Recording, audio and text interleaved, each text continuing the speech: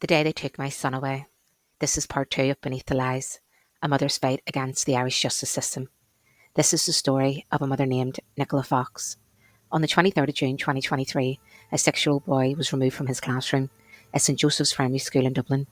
He was brought not home to his mother, but to the Irish Family Courts in Smithfield, Dublin, where he had to speak to a judge alone. For legal reasons, I'm not allowed to mention the judge's name or any of the other people and parties involved in this case. The child, barely old enough to tie his own shoes, had been summoned to express his wishes to the judge. It was a scene no child should ever have to endure.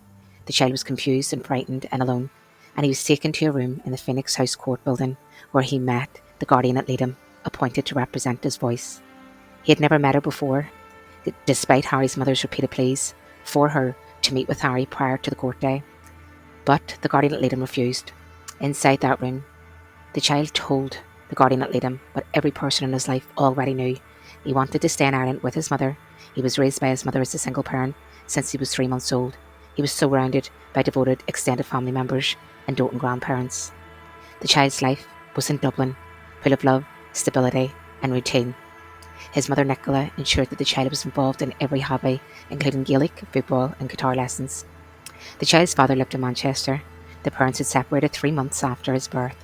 Although there had once been some access visits between Ireland and the UK, they became increasingly one-sided. His father, after forming a new family, stopped travelling to Dublin. The burden of access was placed entirely on the child and the child's mother Nicola.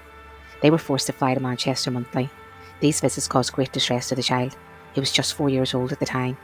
His attachment to his mother was profound, as she was his primary caregiver and all that he had ever known, most of his life, glued to the hip, some would say. The court-appointed assessor, who was made fully aware of the emotional toll these visits were taking on the child, but instead of recommending balanced access arrangements, the court-appointed assessor suggested extended contact in Manchester, only refusing any access to take place in Dublin. And the reasoning behind this was the child's father now has a new family to consider. Not in so many words, but it sounds like the child is now second priority. Despite clear reports of the child's anxiety, emotional trauma, these recommendations stood. Meanwhile, the guardian ad litem demonstrated open hostility towards Nicola, particularly after Nicola disengaged from what she described as biased, dismissive interactions.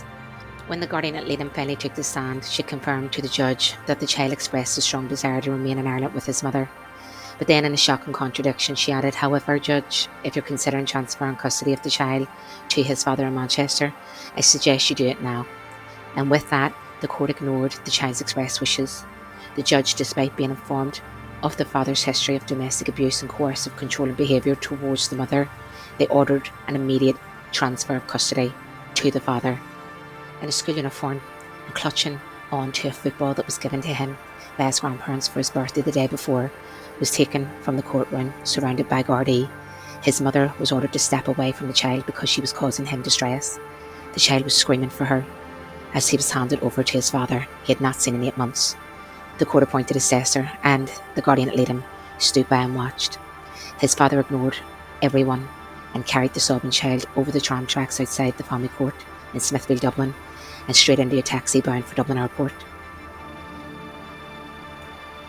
As you can imagine, the day after a child's birthday, any child is excited to get back home, to play with all their toys and gifts and presents, still in a celebratory mode, only to realise that that was not going to happen, and his entire world and everything he knew in it was turned upside down.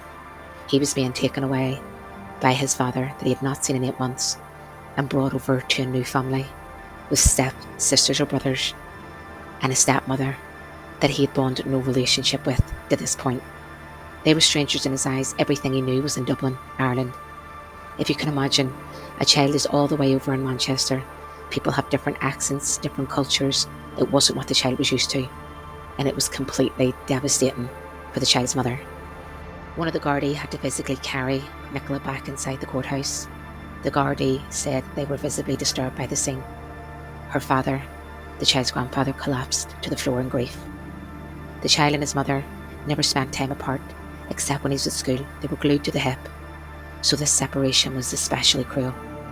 6 weeks would pass before Nicola was allowed to see her son, before they were permitted to see one another again in a supervised access centre in Whitfield, Manchester, called Help Hands.